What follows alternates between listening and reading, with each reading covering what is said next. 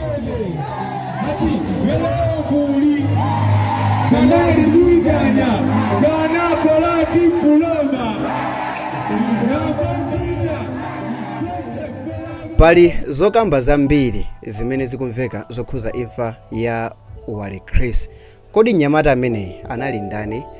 Nanga chimene chinapangisa kuti amwalire ndi chani?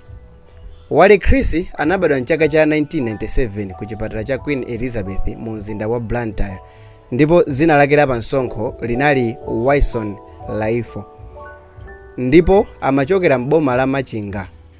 Wale anali wa mtundu wachiyawo komanso mpingo wake unali wa Chisilamu. Makolo a mnyamatayo anamanga maziko mtownship ya Makheta tiye machinjiri ku Blantyre. Maphunziro ake anaphunzira pa Nkolokoti Primary, St. Kizito Primary, Ngumbe Secondary, komanso Soch Technical College. Iyeyo anapanga course ya Motor Vehicle Engineering ndipo anagwirapo ntchito ngati mekaniki pa garage ina kuchitawira. Pa ulendo wake wa maimbidwe, Walycris anawuyamba pakanthawi kuchokera ku primary school. Komano samatchuka kwambiri. Iyeyu anaonekera koyamba pa mpikisano wa oyimba pa wireless ya Power 101 FM. Pa wireless imeneyi panali programu imene imatchedwa kuti Dolo wa Muhudu, imene achinyamata ambiri amapikisana maimbidwe. Panali siku lina limene Walycris anapikisana nawo ndipo anakhala pa number 2. Ameneyi amene anali pa number 1 anali best friend wake ochokera ku machinjiri komweko, amene amatchedwa ndi zina loti K Banton. Walycris anaziwikanso ndi nyimbo ina imene anaimba ndi Butch imene imatchedwa kuti Songa. Mu 2019 anatulusa Section 1997 imene anapanga feature oyimba ena ku machinjiri komweko monga achina Walycris K, Guntola, anthu achinangati K Banton. Mu 2021 anatulusanso chimbali china chimene cheche imenenso anapanga feature oyimba ngati achina JJC, Guntola, Nepman, Avocado. Mu 2022 mnyamata ameneyo anatchuka kwambiri chifukwa anabwera ndi chamba chake chovuta kwambiri pamene ankaimba muchiyankhulo chachiyawo. Nyimbo yake yoziwika bwino kwambiri yotchedwa Achalume, imene itu imaimbidwa kwambiri ndipo anthu ambiri amayikonda panopa idakali hot. Komano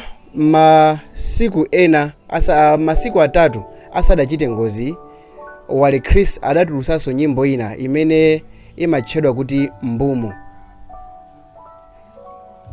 Mnyamata ameneyo anamwalira filikoloko m'bandakucha wa pa 23 December pa ngozi ya pansewu. Malipoti amaonesa kuti truck imene imayendesedwa ndi munthu oledzera inagunda basi imene anakwera Walycris ku dera lina lotchedwa Ngundo mdziko la Zimbabwe. Koma chodabwisa kwambiri nchonena kuti yekhayo ndi amene anamwalira mu basi yonseyo. Izi zizabweretsa mafunso ochuluka kwambiri, ndipo pali kugawanikana kwa maganizo kwa anthu osiyanasiyana. Zambiri zanenedwa atangomwalira mnyamatayi, kapena ndinene kuti pali manong'onong'o ambiri amene akunenedwa. Anthu ambiri akumuchita blame Soldier Lucius Banda chifukwa iyeyo anakwera ndege ndi kumusiya mwanayo kuti ayende pa basi.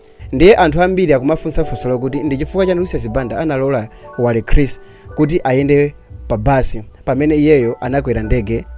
Pamenepa anthu ambiri akumakamba kuti pali kusayenda bwino kwina kwake kumene kwachitikapo. Pamene kumuzi kwawo tikapita ku Makheta, anthu ambiri kumakhalanso ndizo kambakamba zokhuzana ufiti, chifukwa chokuti anthu ambiri akumalankhulapo pochita lireti nkhani zimene zakhala zikuchitika m'banja la kwawo. Banja la makolo ake linatha kalekale ndipo abambo ake anakwatira mkazi wina.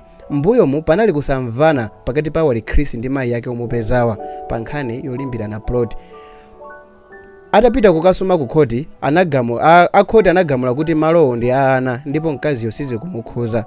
Ndiye pali mphekesera ku Makheta imene ikumveka kuti mwina mkazi wina mayi yake omupezawa ndi amene ali okhuzidwa koma ndi zopanda umboni. Walycris analinso okwatira ndipo anali ndi ana awiri amapasa. Pamene anali ku South Africa ndi Zembani Band, mmodzi wa anawo anasala pang'ono kuti agwere pa chisime, ndipo anthu amene anali pafupi ndi amene anamupulumutsa. Patangotha masiku awiri ndi pamene Walycris anachita ngozi ndi kufera pomwepo. Anthu ena akumuganizira stepmother kuti mwina ndi amene wachita chipongwe potengera kuti akhala akulimbirana plot kwa nthawi yayitali. Komabe mmene ndanenera kale muja kuti zonsezi ndi mphekesera chabe zimene anthu akungokamba pajatu mvula ikagwa kuchuluka zoliralira.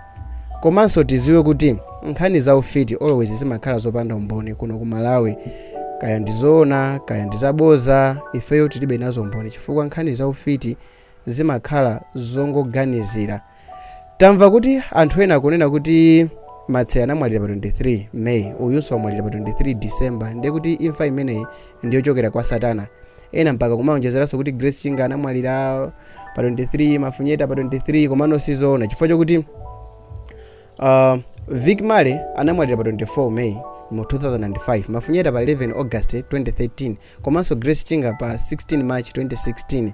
Ndiyebe ngakhale kuti zikufanana kuti Matse anamwalira pa 23 May komanso Walycris pa 23 December, sizoona kuti Grace Chinga, Mafunyeta komanso Vic Male anamwalira pa 23. Izizi ndizaboza. Wilson Lifo kapena kunena kuti Walycris analowa manda pa 31 December pamanda apa polisi yakale mtownship ya Makheta. Wilson wasiya mkazi ndi ana awiri amapasa, azilongo ake atatu komanso abambo ake ndi mai yake. Zina langa ndine Sam Mavita. This is more than just entertainment. Bwanji mutachita subscribe kuti mundichite support. Ngati mwayikonda video hii mutachita like. Pali ma video ena awa okhuza ndi Walycris, ma video kwana 4. Bwanji mutaoneranso imodzi mwa ma video amenewa. Zina langa ndine Sam.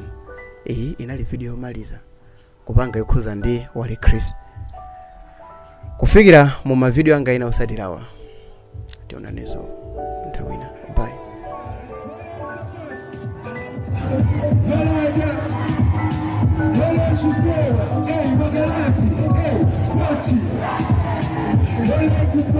Hey,